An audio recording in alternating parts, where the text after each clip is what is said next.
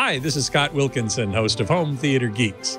In episode 266, AVS senior writer Mark Henninger and I answer questions from the chat room and from AVSforum. So stay tuned. Netcasts you love.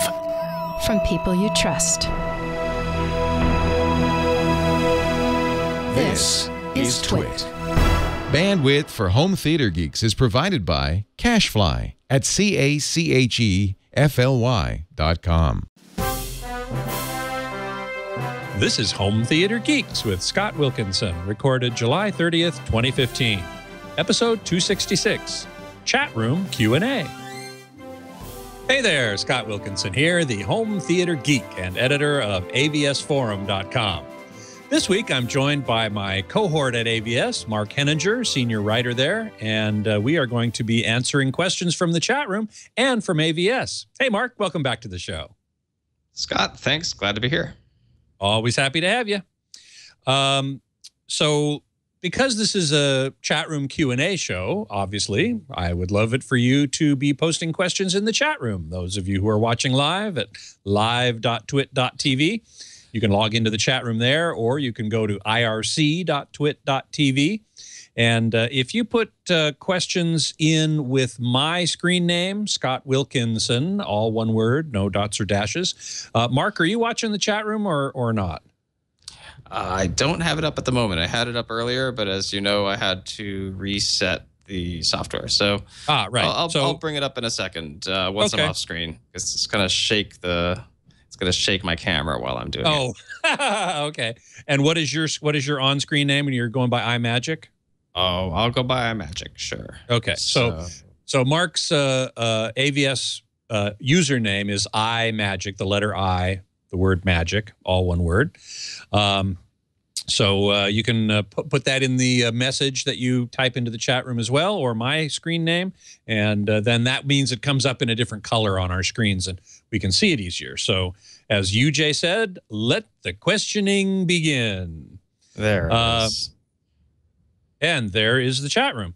Now, while the chat room is getting a question or two ready, I want to also say that we posted a thing on AVS a couple days ago asking for some questions there. So let's start there in that thread, because we asked for questions and we got a bunch of questions. So we'll start with North Sky, who is a prolific AVS contributor, and we thank him for that very much. And his question is, where do you see UHD Blu-ray physical media going? Market acceptance, pricing, all that jazz. A number of people in this thread have asked about Ultra HD Blu-ray, which is the official name of it. So another person asked, when do we think we'll see product? October? I'm not quite that optimistic. Are you, Mark? Well, I guess we would see something at CEDIA, is my guess, or wrapped around CEDIA. But will it really be October? Nah, I'm not optimistic. I'm not either. Yeah, I don't. From the people I've talked to about Ultra HD Blu-ray, they're saying we'll be lucky if we actually see product at CES. They promised, I can't say that that's gospel by any means, but, these things always tend to take longer than you expect. Well, then, I mean, what are we looking at? We're looking at streaming getting a pretty good head start, don't you think? Yep. We are looking at streaming getting a huge head start. And there was at least one question about that in the thread, which I will get to at some point. Let's see if we got any questions in the chat room yet. Oh, man. Comban is asking a question that I don't really know the answer to, and maybe, Mark, you might. What's a replacement for Windows Media Center that works with cable card for encrypted channels? Well, first of all, you need a computer. I'm sorry. I don't subscribe to cable television at all. So right. That's right. So you wouldn't know. And in fact, I've only used a cable card once, and that was in a TiVo long ago, years ago. They had a cable card slot. I thought cable cards were kind of going the way of the dinosaur. They weren't really that big a thing anymore. Calm ban. And plus you need a computer with a cable card slot in it if you're going to run Windows Media Center. So I'm not quite sure how to answer that question. I don't think it's easy by any means. So I'm can't say that I'm a big Windows Media Center user because I'm a Mac guy. Mark, you use Windows Media Center, or you use Windows, don't you? I do use Windows, but the interfaces that I end up using are proprietary, like iTunes and Voodoo. I don't really have use a generic operating system, Windows Media Center kind of thing. Well, and Windows Media Center, I think, got dropped from Windows 8 anyway. So I don't even know if it's in 10. I'm pretty sure Microsoft would rather that you buy an Xbox One, right? Yeah, right, exactly. UJ is right. That's a question for Robert Heron, and had he been on the show, he would definitely be able to do that. Colmban says he's running HD Home Run with Windows 7. And as I said, I'm pretty sure I remember hearing that Windows 8 dropped Windows Media Center altogether. And whether or not it's in 10, I honestly don't know. Let's see. Oh, First Reflect on AVSforum is also known as Rob H. He's the co-host of the AV Rant podcast, and he's put in a couple of questions in here that are kind of interesting. One is Samsung has this line of TVs called SUHD, which is touted to have high dynamic range capabilities. And certainly we've seen that in the very high end, the flagship JS 9500, and then there's the JS 9000, the JS 8500, and recently they introduced the JS 7000, so kind of a less expensive model. But in CNET review, they say, David Katzmeyer, I'm sure, was the reviewer there, and he said he didn't really see significant difference when he tried to stream HDR, high dynamic range content. And Gary Merson over at HD Guru said that the JS 7000 is an 8-bit panel. So you're not going to be able to really see high dynamic range on an 8-bit panel, as far as I know, anyway. So why they're calling these SUHD high dynamic range, I can't really say. Mark, you haven't seen any of these newer Samsungs, right? I have not. What I have done is argue that those extra bits are an integral part of HDR, in the forums, that you really need to have that 10-bit, baseline to have enough gradations to take advantage of that extra. So, I haven't seen the less expensive implementation. I would think that you would really want, if you're gonna have HDR, you don't want sort of a milquetoast version of it. You really want the real deal. That's exactly right. I mean, 8 bits, and I can't imagine that you would get any kind of reasonable high dynamic range performance on that.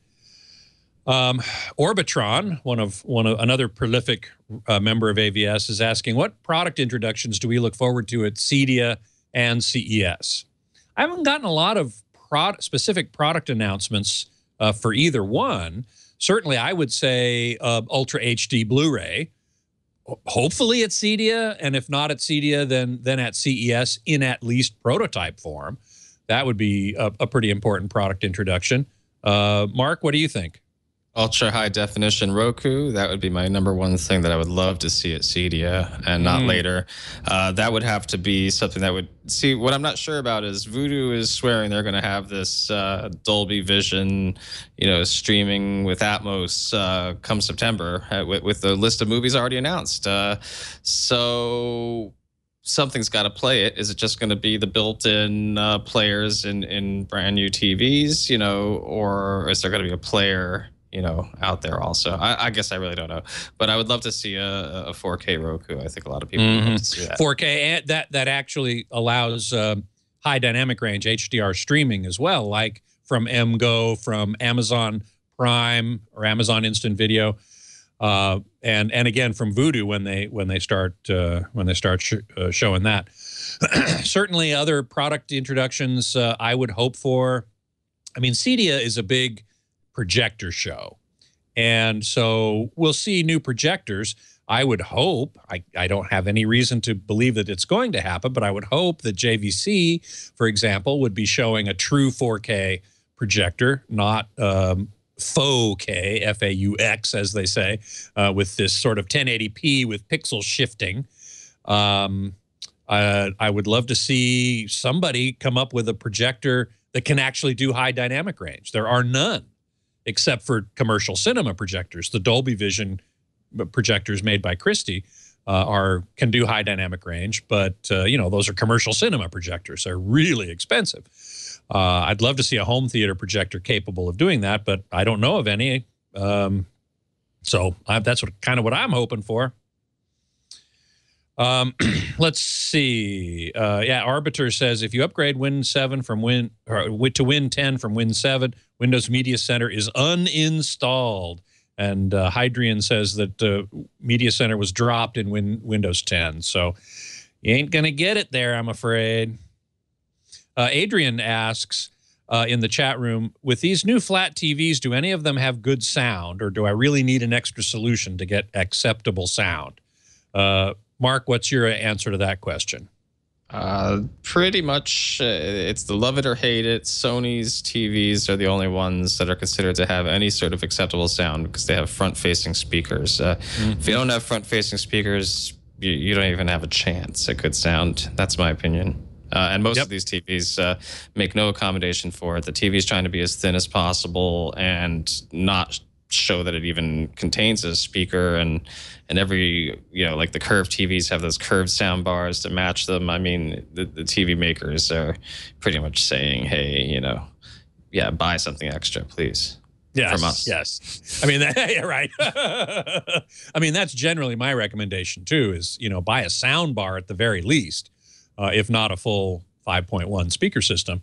And you're right, the Sony, the high-end Sonys have these speakers on the side, but those of us on AVSforum who are very enthusiastic about TVs and sound systems and so on don't like the fact that those speakers are not detachable. They're there, whether you use them or not. They take up space, and you could actually instead have a larger screen fitting into a space. A lot of people complain about that the largest TV they can fit is X number of inches wide, and here are these Sonys, you know, using up that space for speakers, and also obviously they cost something. A lot of people on AVS would love to see dumb monitors, you know, with no speakers, no smart features. Just give me an excellent panel. I'll hook up a stereo, and I'll hook up my own streaming device. And can you please just provide us with such a thing, dear TV makers? Yes. I'm reminded of the Pioneer Kuro, which the last generation, there was a version that was a monitor. It had no tuner. It had no speakers. That's the one I have actually still sitting in my theater, and it's still working great. And I wish more people would do that. Yeah. Mike Heiss is in the chat room. Hey, Mike, how you doing? Good to see you.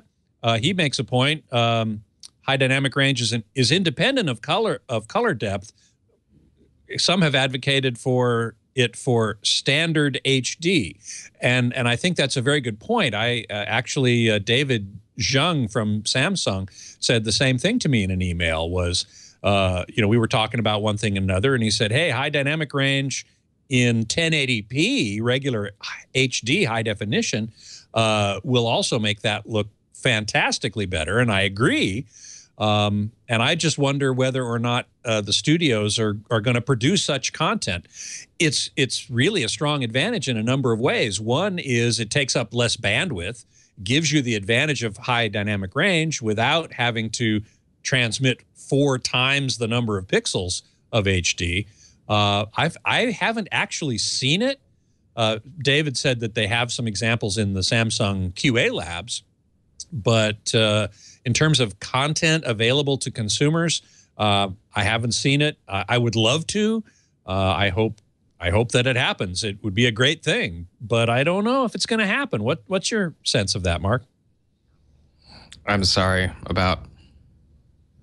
Oh, about high dynamic range being applied to 1080p, high definition. Okay, I'm sorry. Well, unless they deliberately start building TVs to accommodate it, I don't even want to see an effort towards that at all. Really. Well, I mean, the 4K TVs, HDRs could accept a 1080p high dynamic range signal. It would upscale the pixel resolution, spatial resolution. Where would be the native 1080p gear to play that? Why would you have that? Is what I'm wondering. To save bandwidth, really. I don't know. I guess I thought that HDR was sort of like one of the bigger selling points for going forward with UHD resolution and the rest of that package. And I'm skeptical that there would be any attempt to go backwards and sort of apply that. I guess you're saying like you would buy a regular Blu-ray, but it would have HDR. So, you play it on a new Blu-ray player and it kind of sends that metadata and upscales, and there you have that end result. That's one scenario. Another one though is streaming, and I'm thinking more about streaming. Okay. That if you don't have to send UHD resolution down the pipe, but it's only 1080p, but with high dynamic range, you could save a lot of bandwidth. You could improve you could use less compression and still get the signal across. And it would still look great, but it wouldn't be, that 3840 by 2160.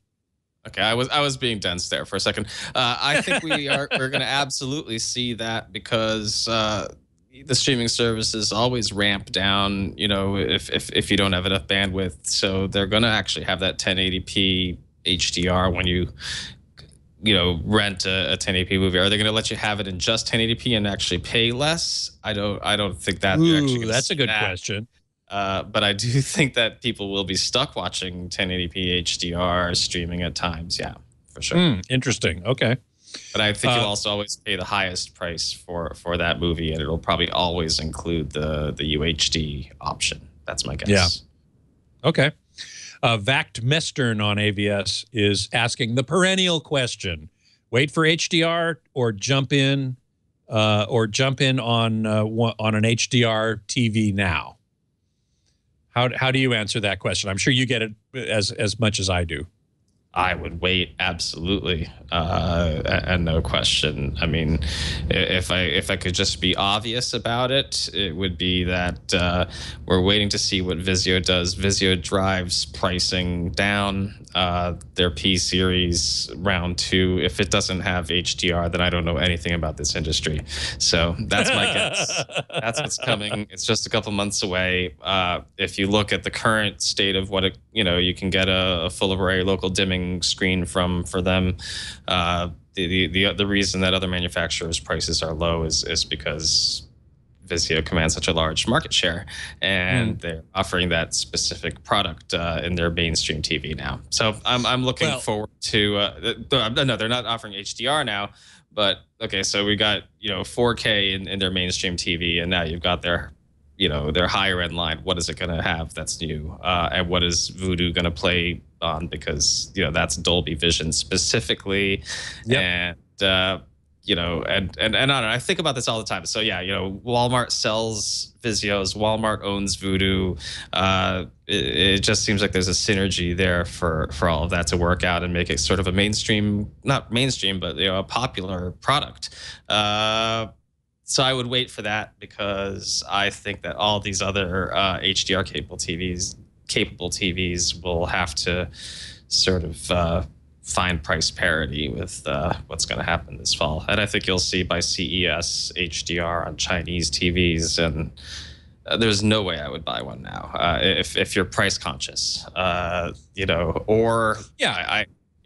the TV makers say, these TVs are going to be half the price they are right now at this point next year. So even if I wanted specifically a JS 9500, and that's just how I think, I wouldn't buy it right this second. There's also the issue of things still being worked out in terms of the high dynamic range ecosystem, and they seem to be a little more settled than they were a few months ago, but I still think things aren't 100% settled. So waiting, again, as I said before the show, we were talking about Windows 10, and I never upgrade to a major operating system in the first iteration anyway. And now we have the first iteration of high dynamic range in the Samsung sets, but the whole ecosystem may well change to some degree. Plus, there's Dolby Vision, which at the moment only Vizio is talking about incorporating, but we don't have it yet, so we don't know how well it works.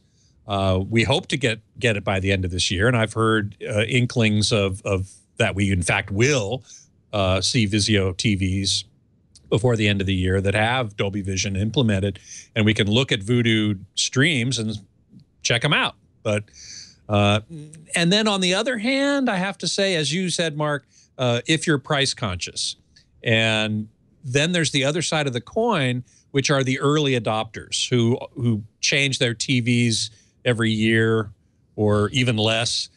Some members of AVS talk about having multiple new TVs that they're checking out one against the other. So if you're a fervent early adopter, then I applaud you. I salute you, because you are the people that make it possible for the rest of us to wait. So I thank you for that. Let's see. I got a couple of bunch of questions now from the chat room. Blue Rules asks, I'm looking for a new receiver, specifically RCAM, great brand, by the way. What would be your best guess as to when we could expect receivers that support high color gamut and 422 color space? It's really color subsampling is what that is. And the answer, I think, really is as long as the receiver has HDMI 2.0A and HDCP 2.2 copy protection, then I'm pretty sure HDMI 2.0A has the high bandwidth of 18 gigabits per second. Mike Heiss in the chat room, correct me if I'm wrong here, but I believe that what you really need is you need an HDMI bandwidth of 18 gigabits per second, the highest bandwidth currently available. HDMI 2.0 can be 18 gigabits, or it can be 10.2. And it's hard to know what it is. But as long as it's the higher bandwidth, it will be able to accommodate high dynamic range. 2.0A in particular has it's designed to accommodate high dynamic range from like the Ultra HD Blu-ray. And so, again, as long as you have 18 gigabits, HDMI doesn't care what is coming down the pipe, but you just need a big enough pipe in order to carry that extra stuff. So, you know, if you need to, contact the manufacturer and say, hey, is your HDMI 18 gigabits or 10.2? Is really the only thing that you need to say there. In fact, Country Bumpkin at AVS says, I'm in the market for a new AVR. I want to look for HDMI 2.0 and HDCP 2.2. Also concerned about handshaking issues, so on and so forth. And I know that Rob here at AVS, looking for his quote, he basically said that he thought the Denon and Marantz receivers were the best ones. They have HDMI 2.0 and HDCP 2.2 on all HDMI inputs and outputs. And this is something you might want to consider when looking for an AVR, is that some of them only implement the high speed and HDCP 2.2 on a small subset, maybe one or two out of the HDMI inputs. And it's important that all of them have it. Here it is. First, reflect. The 2015 Denon and Marantz models haven't been on the market long enough yet to really know for certain if their new HDMI 2.0A with HDCP 2.2 boards are better. And he's talking about the HDMI circuit board within the AVR. But every 2015 model has both of these features on every HDMI port, not only certain of them. So, Mark, you got anything to add to that? in terms of shopping for an AVR? Just that Cedia does tend to be one of the big AVR release, events. So that's not that far away, and It's coming up in a hustle in a hurry, actually. Last year it was disappointing because a lot of AVRs did not have this capability, but this year the new AVRs have seemed to all have at least some accommodation for, like you said, HDMI 2.0A, HDCP 2.2. I certainly recommend to people that they only look at gear that does support it, and make sure that they have several pathways with that chain, so that they're not stuck. Maybe on your TV you don't need that many of the HDMI inputs, but you would on an AVR I would definitely want. I would rather have them all, actually. Yeah. And I definitely have been impressed at Denon Marantz, just specifically for the last couple of years. They seem to be ahead of the rest of the industry in terms of the chipsets that they implement, their DSPs, not having to ship stuff that then requires a firmware update. But really, when Atmos came out, they're the only ones that actually shipped, with it active. And now we're seeing them, even at very affordable price points, delivering AVRs that have this kind of HDMI capability. So it's out there. Right.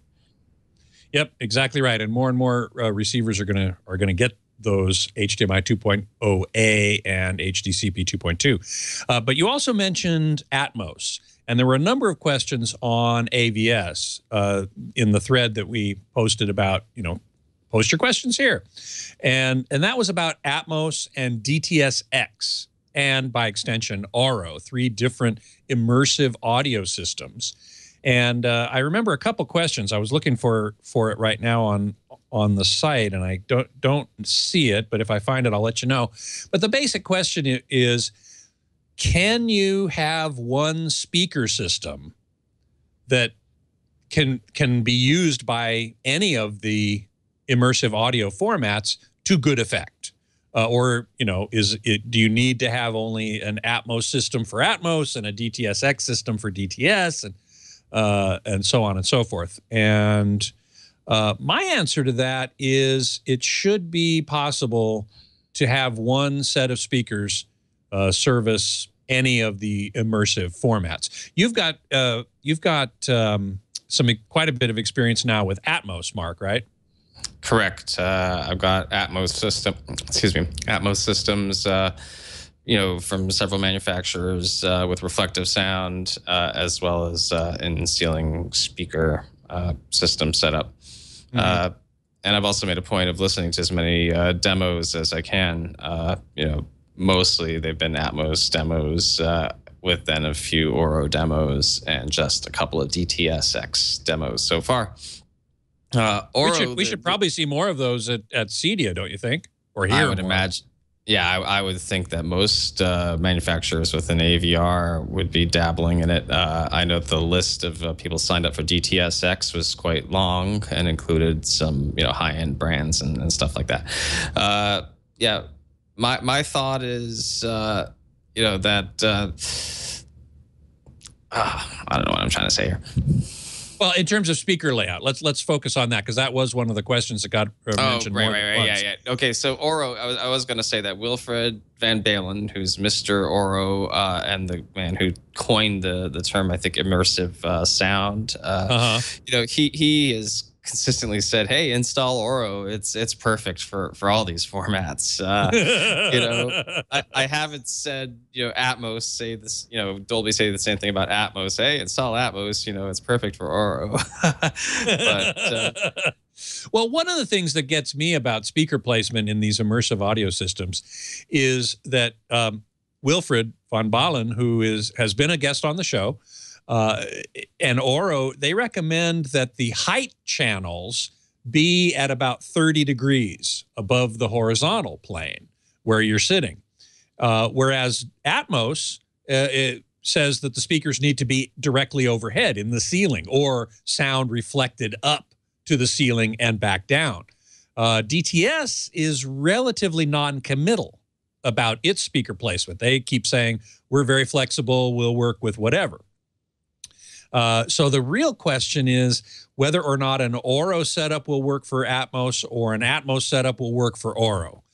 And I haven't done any experiments along those lines. That would be kind of interesting maybe to actually set up speakers in the ceiling for Atmos and speakers up at the 30-degree mark for Oro, and you know, run Atmos through both of them, run an Oro soundtrack through both of them, see what happens. I think that would be kind of interesting. Unfortunately, there isn't much in the way of Oro content yet. There's quite a bit of Atmos content. I was just at Dolby this week, and I think they said worldwide there are over 35 Blu-rays with an Atmos soundtrack, 15 of which have been released in the US. So it's not a big number. But with Oro, it's much smaller even than that. I think there's only very few titles that have been encoded with an Oro soundtrack. So it'll be interesting to see. Wouldn't that be interesting though if somebody at Cedia did that? If like an installer put up both systems? I'll have to think about seeing room if I can versus find... room. Yeah, I would like to. Yeah, for sure. Well, I'll tell you, I am working on something completely outside the box as far as a speaker configuration goes, and I honestly can't say anything else right now.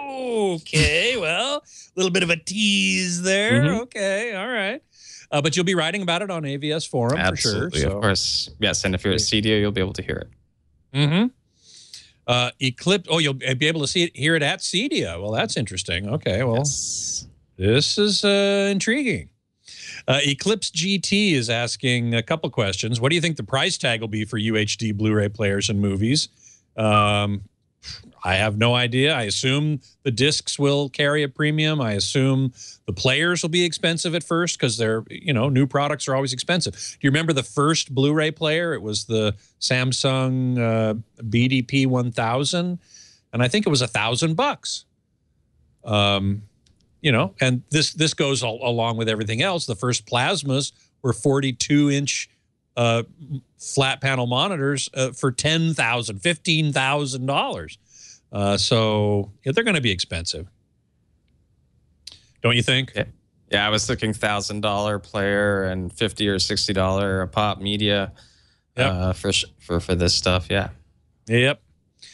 And then he asks, of course, what's going on with the Vizio reference series? We don't know. Vizio is being pretty tight-lipped about it. They're making more, I think, of their P series, but it's hard to say. We don't have any insider info on this. And if you were going to buy a TV right now and keep it for at least 3 years, what would it be? That's a good question. Mark, what do you think? Well, you know, if the budget is unlimited, maybe that Sony 940C, was it? That was in the shootout? I mean, X940C, yep. X940C. I love that TV. I think I could go for 3 years with that. I myself, I mean, it was a beautiful TV, but I didn't like those speakers on the side, as we talked about. And I like the fact that it was flat as opposed to the Samsung JS9500, which is curved. On the other hand, the JS9500 already has high dynamic range implemented. And while we said before to maybe wait because HDR isn't fully baked yet, if I had to buy a TV now and wait for 3 years and it was only me, I might go for the Samsung. But I can understand going for the Sony as well. Let me relate a quick story here. I was over at Joe Kane's house, and he showed me a clip from the movie Oblivion in high dynamic range, and then the same clip in standard dynamic range and 709 color.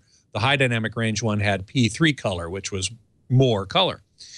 And he had placed the one chair that you sit in to watch this TV at exactly 1.5 times the screen height away, dead center.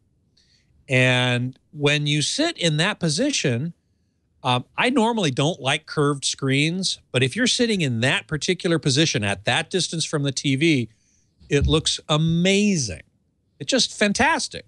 But there's no other person who can experience it like that. Only the person sitting in that one location, which is why one reason I really don't like curved screens. If money is more of something of an object and you need to save money on a TV and you want to buy one for the next 3 years, depends on how much of a premium money is and how much you need to save. I mean, I generally recommend Vizios are good. You had a Vizio M series. You still have an M series of 2015 M series, right, Mark? I've got one here that I'm reviewing as we speak. And you like it quite a bit.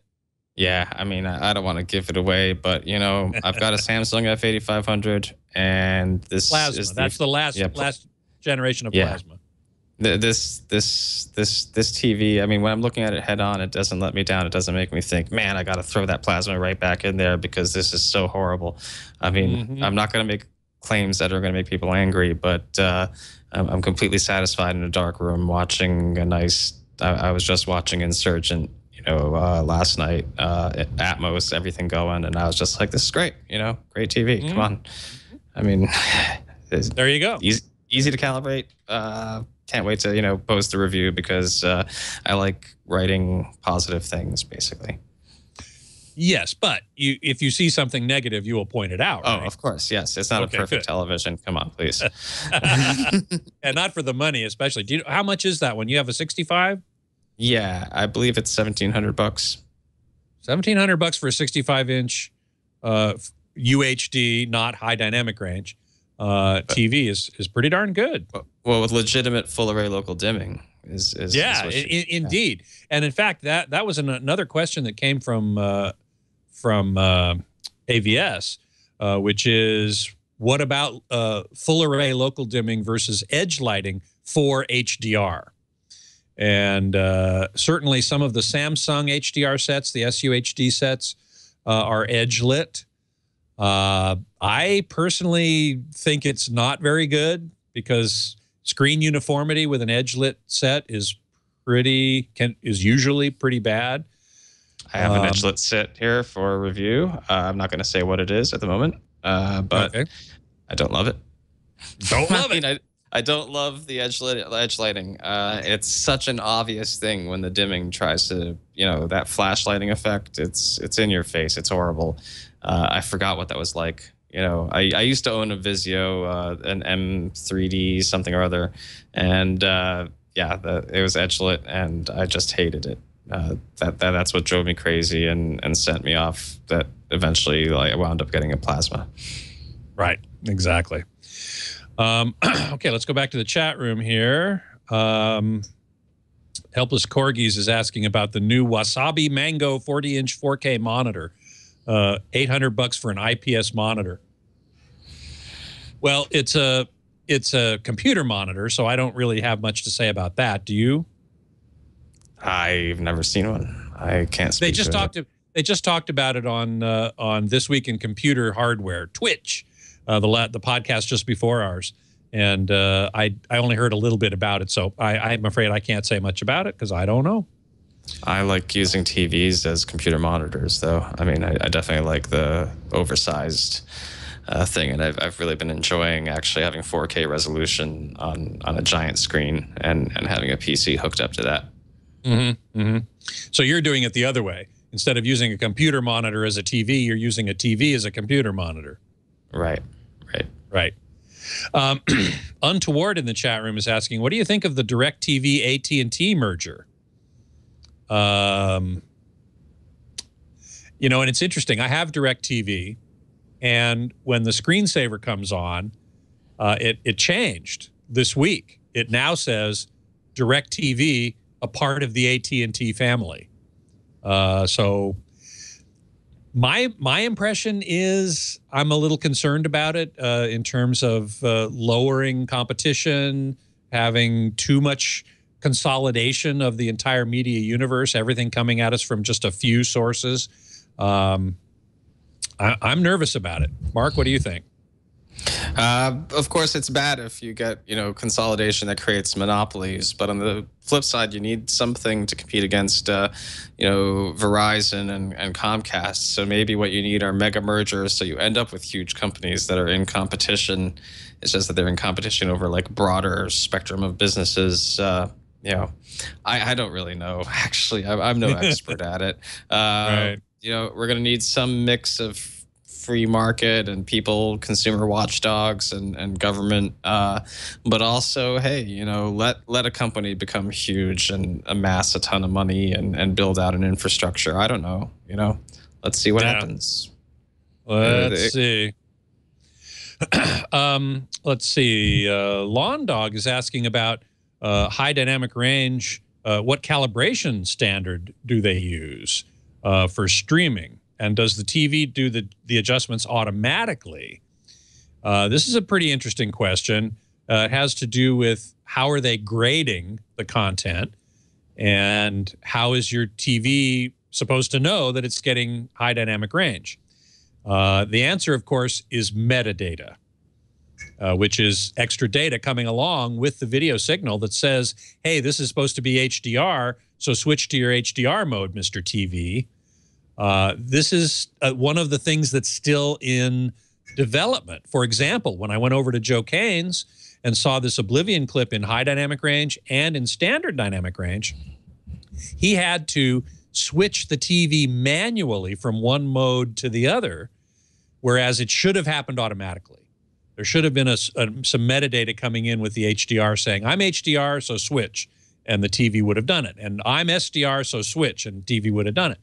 But it didn't yet. That hasn't been implemented yet. It's one of the things that's still not settled entirely. They're still working on that. So the answer is yes, you need to calibrate your TV for high dynamic range and wide color gamut.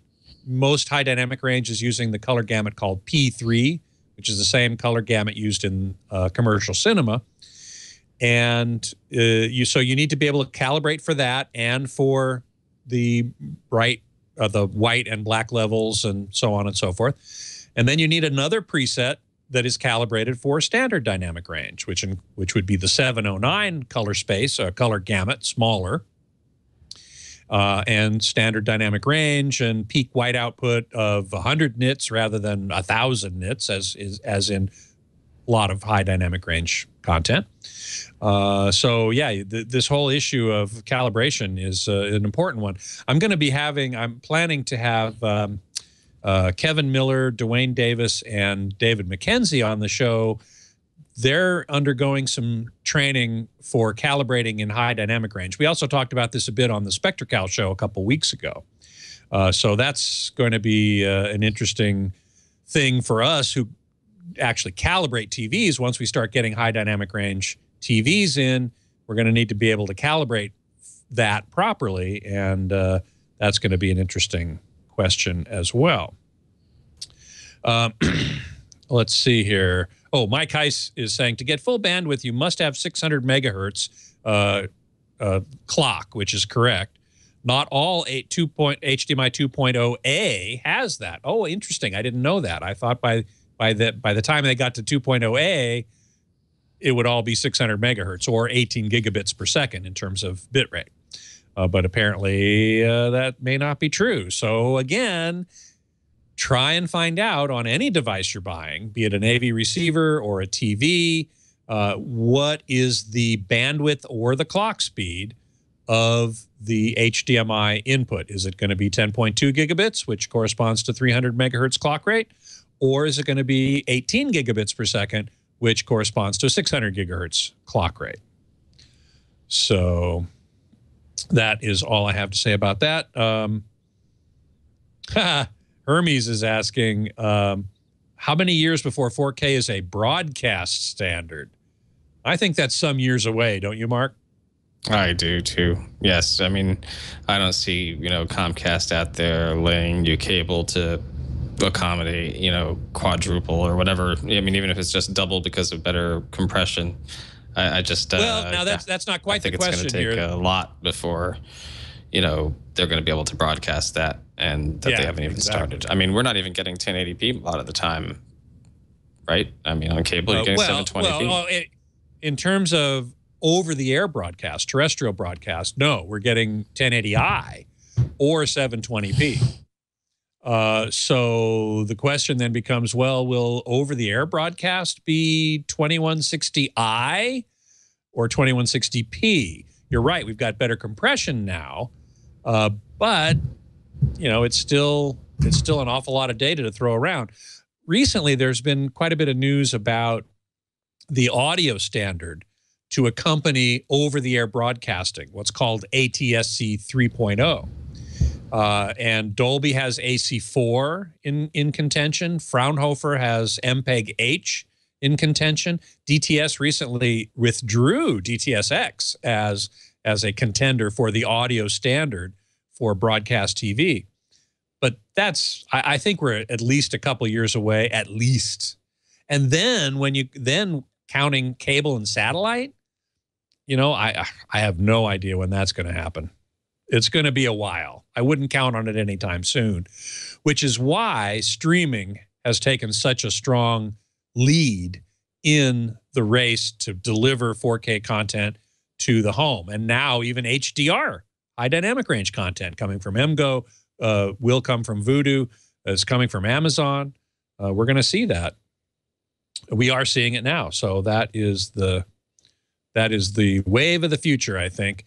Some people wonder whether or not broadcast will even ever get off the ground. I don't know.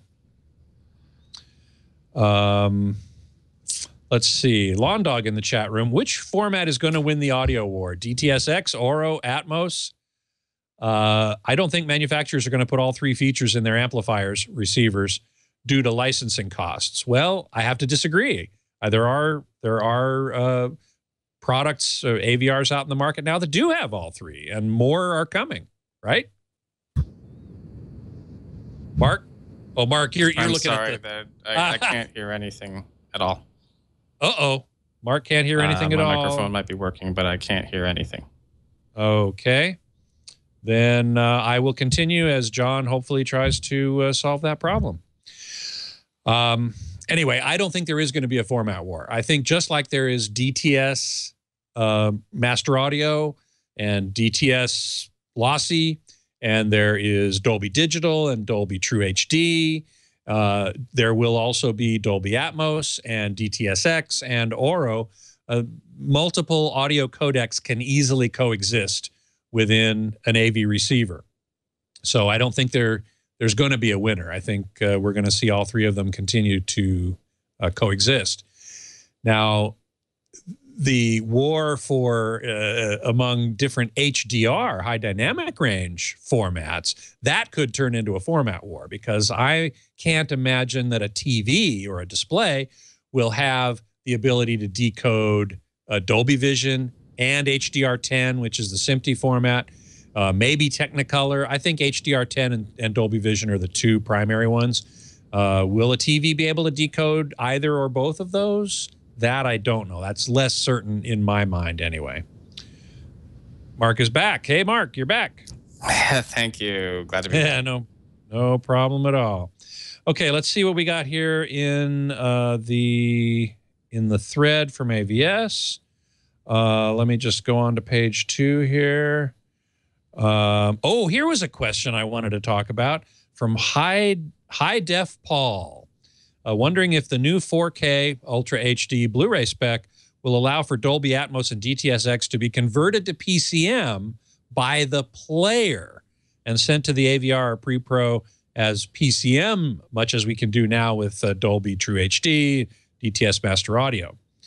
I think the answer is no, because they're object-oriented. Well, RO is more or less channel-oriented, but there is some object orientation to it. But Dolby Atmos certainly is highly object-oriented, and so is DTSX. And so they don't need to know from a bit stream point of view, from the file on the disc, they don't need to know how many speakers you have, how many channels of amplification you have. The AV receiver knows that, obviously, because it's powering them all. but it's the one that needs to do the decoding. If you do the decoding in the player, you need to know how many channels of PCM you're going to be sending to the AVR, and the AVR needs to know how many channels it's going to receive. So I think that's not very practical. Don't you think, Mark? I think that's never going to happen.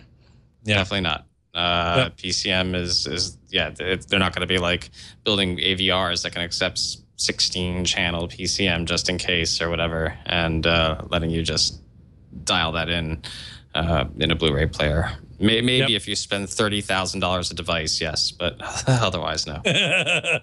Yeah, but then if you're spending $30,000 on a Trinoff, say, or something really, really expensive, you know, you're going to want it to do that work. You're not going to want your $200 Blu-ray player.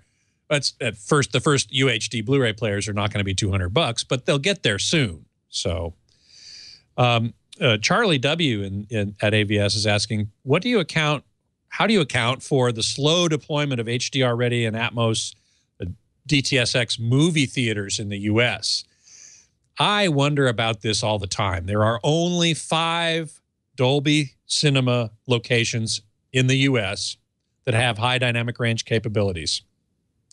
And there are 2 in Europe. And there are tons of plans for more of them to come online. I think we have 4 or 5 more expected to come online by the end of the year. But probably none in Philadelphia. I don't know of any in Philadelphia, Mark, so I'm sorry to say that. Not happening.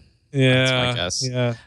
Don't you think maybe it's too many upgrades too soon? That you know, that theater operators like got by with your equipment for so long, and then they said, "Hey, here, digital cinema. Hey, here, also 3D digital cinema.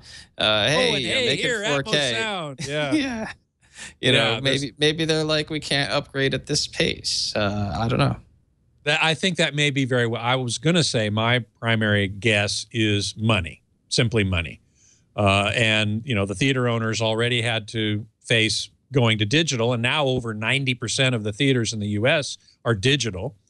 And they got some subsidy from the studios who wanted them to upgrade to digital. But now, you know, Dolby Vision HDR, Dolby Atmos, Oro, why aren't we seeing more theaters? I think it's simply a matter of money. Yeah, I think you'll only see one auditorium, and it'll come under one of those premium brandings. I mean, maybe IMAX, maybe RPX for Regal, or whatever, you know, AMC is selling, you know, their premium is. But yeah, maybe one per Cineplex, you know, and primarily aimed at new releases. And no longer would it be like just the big stadium seating theater that's for 3D.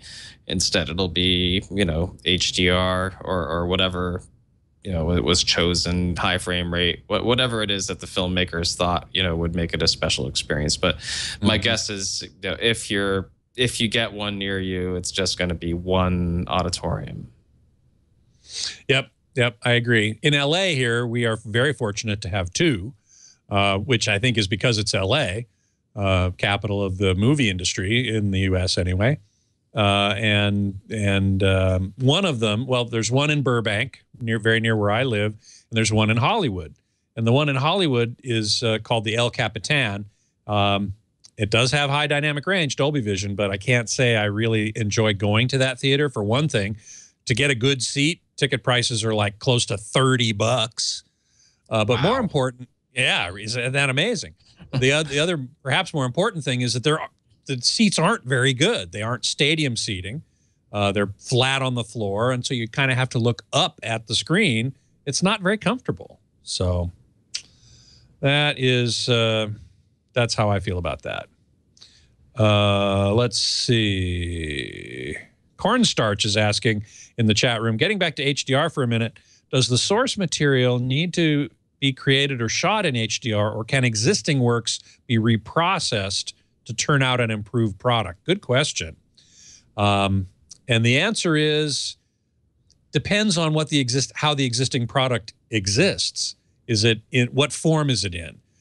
Can you go back to the original capture? We've had cameras, digital cinema cameras, that can capture high dynamic range for some time. We just didn't have the ability to display them for consumers, either in the commercial cinema or at home. So if we can go back to the original footage that was shot and captured with high dynamic range before it was compressed, then sure, you could then re-release content that was high dynamic range. But if it only exists in its sort of final form, then no, you can't. Yeah, but that's digital. I mean, film, definitely. Absolutely. Yes. If you have the original film elements, then sure. You can scan it at high dynamic range. Do you happen to know color negative film? Yeah. How much dynamic range does color negative film have? I don't actually know the answer to that question. In the 14 to 15 stop range. Which is plenty, more than enough. Absolutely. Right. So, okay. So if you have the original film elements, you can go back to and redo them and get them into a high dynamic range. Here we go. Compter in the chat room is asking, is one of the newer audio formats more important to have when looking for a new AVR compared to another? For example, Atmos versus DTSX or Oro. I guess I would go out on a limb at this point and say Atmos is the more important one because there's more content in it, but there still isn't that much content in it. Mark, what do you think? I always thought that you just want that Dolby and DTS logo like on your AVR. So I feel like I don't want to throw Oro under the bus, but I'd look for an AVR that supports those two. Is Atmos a bit more important right now? This second, it's much more important. If you want to watch something in immersive audio, that's your only choice. Yep. But it may not be that way in the future. Yeah, DTS does have the majority of Blu-rays currently use DTS encoding. There's no reason to believe they won't be competitive once it rolls out. Yep. I totally agree with you on that. Mike Heiss is making a good point here.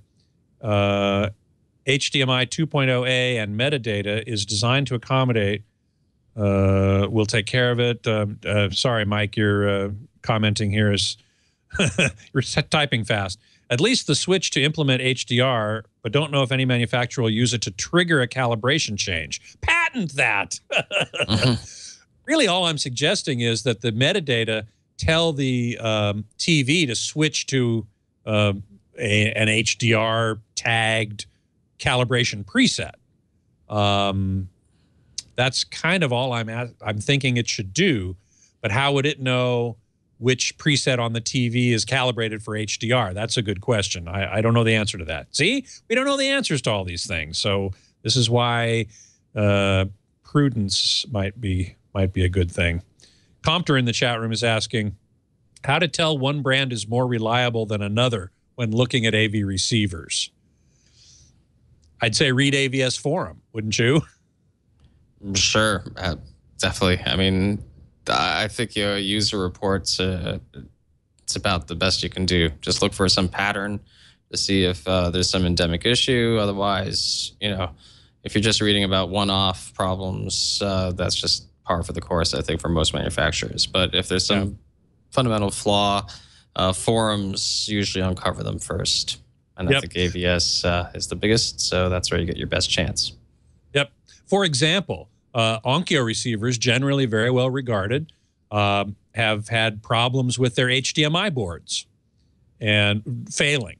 And so there's a reliability issue there. The good news is that Onkyo has been very good about fixing those problems, replacing the HDMI boards, even I've read when it's out of warranty. So, and all of this is available as information from actual users on AVSforum. So I agree, that is the way to go there. Lawn Dog is asking a good question in the chat room. Which has most influence on the human psyche, video or audio in the home theater? Good question. Mark, what do you think? Tough one, huh? It is a tough one, but I've never had a visual give me goosebumps, so I'm going with audio. And I think I even had this debate, maybe it was over a year ago, but on AVS as sort of a poll question. And I was in the audio camp, and we discussed, whether you'd be. Well, I think one AVS member asked, would you take being blind or being deaf, for the rest of your life? And I was arguing that I'd rather hear, the voices of the people I knew and music. And so, yeah, I'm sticking with audio. Okay. For me, I'd have to say, and I hope you don't think it's a cop-out, I think they're equally important. I think I'm going to give them each 50-50 because they both reach the psyche in different ways. They can both be very fundamental. I think, Mark, your point about goosebumps is very good. You're listening to music in a really good environment, either a really fine reproduction system or in a live concert situation, something like that. You can definitely get goosebumps. Video, I can't recall getting goosebumps from video. Now, I can say that lately I've been going to a lot of high dynamic range Dolby Vision screenings here in LA because I really want to see what that looks like. And when the high dynamic range image goes to black, my mouth literally opens. So maybe that's the equivalent of goosebumps. Is I'm going, wow, a different reaction. Sure, a different reaction. Yeah. Well, I'll agree with that. And yeah, you can get a sense of wonder or horror. I mean, visuals definitely are, like you said, they're affecting maybe in a different way, not as primitive, maybe more intellectual. I'm not sure, but yeah, it's a good point. Good point. If it's, I mean, I would like to just agree with 50-50. There's nothing I'm going to give up. All right, good. Dave McLean asked a question at AVS that you said you would be interested to discuss, and we don't have much more time, so let's see what we need to do here, which is, have you had the opportunity to experiment with a number of overhead speakers in the listening environment, 2 versus 4 for Dolby Atmos, say? Pros and cons. Can you have too many? Is 2 better than 4? And he also asked about the compatibility with DTS, which we talked about a little earlier. Mark, you've experimented with Atmos. Have you tried a 2 overhead versus a 4 overhead system? Yes, I have, and there were reasons I did it, which kind of amounted to the limitations of having an AVR that only processes up to 9 channels. So 5.1.4 or 7.1.2, are the 2 options, as far as that's concerned. And the other thing that I had was I have this Dirac Live processor, the DDR-C88A from Mini DSP, and that only processes 7 channels. And so I was like, well, what happens if I do basically a very simple 5.1.2 system, but I process it all with Dirac? Would that sound better than, let's say, 5.1.4? Because of the improved clarity. In the end, I think that having 4 overhead channels, maybe 4 minimum, but yeah, the 4 is better than 2, and that, if it was an argument of having like 7 channels and having rear surrounds and only 2 overheads versus having 4 overheads, but only have 5 channels of surround, I prefer the 5.1.4 as well. I didn't find a situation where I preferred having 2 channels, even with other advantages. So in even a real with the Dirac, ideal, for example. Yeah, even with the Dirac, for example. So I wound up applying Dirac to the 5, main channels and letting the ceiling channels go on their own, and that sounds extremely good. But I definitely want that matrix, that overhead matrix. The sounds have to be able to pan around up there, because what I found is, I'm thinking, what is it, Expendables 3? There's a scene with a helicopter. I mean, they really, the sound mixer or Gravity, I mean, the sound mixer pans the stuff around up there. It's not a simple effect. So if you don't have that matrix, for them to pan it around, and it becomes very simplistic, and it's not the same immersive effect at all. Got to have 4 speakers up there. I tend to agree. Hermes made an interesting point about picture versus sound we were talking about a minute ago. TV without picture is radio. TV without sound? Question mark? Good. Silent movies, exactly. Lawn Dog says, I would say the two work together, involve you in the movie experience. The whole idea is to make you think you are there. And so unless you've been blind all your life or deaf all your life, I think they're both important. Repsol, one more thing here. Repsol Gamma says, immersive audio is here. When do you think immersive video will appear? In our lifetime? And I would guess that what that means is VR movies, which we've started to hear quite a bit about. People actually shooting movies with 360-degree arrays of cameras so that you can look around throughout the entire landscape of the movie.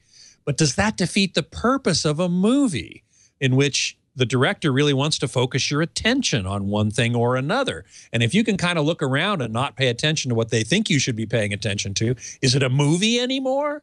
Has it become a video game? What's your thought on that?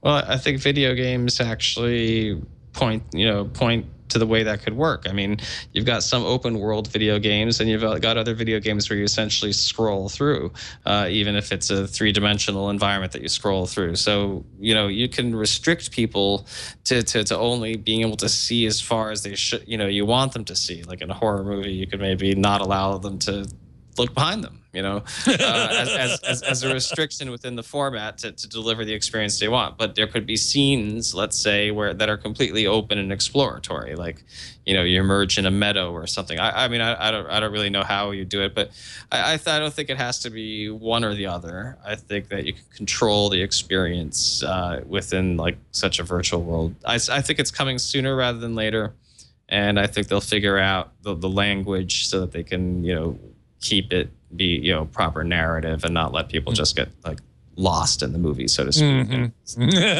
Although some people, that's what they like to do, is get lost in the movie. Means something a little different than what we're talking about here.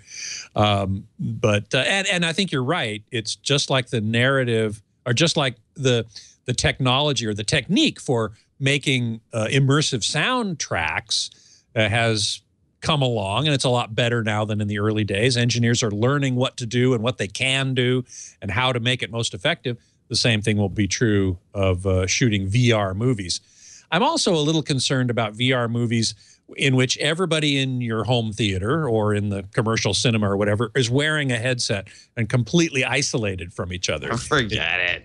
It becomes no longer a communal experience, which I personally like. Yeah, 3D didn't. I believe that 3D was a tough sell just because of the glasses. I think helmets, that's a no way. Not gonna. Yeah. I don't know. I mean, maybe wearing glasses is gonna, having that immersive experience. If you're just wearing glasses-like devices, that'll be enough incentive to go into that kind of a world. Helmets are, you wouldn't wear a helmet if you were riding a motorcycle. I mean, really, or doing something else dangerous. Yeah. Not sitting around exactly. in a room. Yeah, exactly.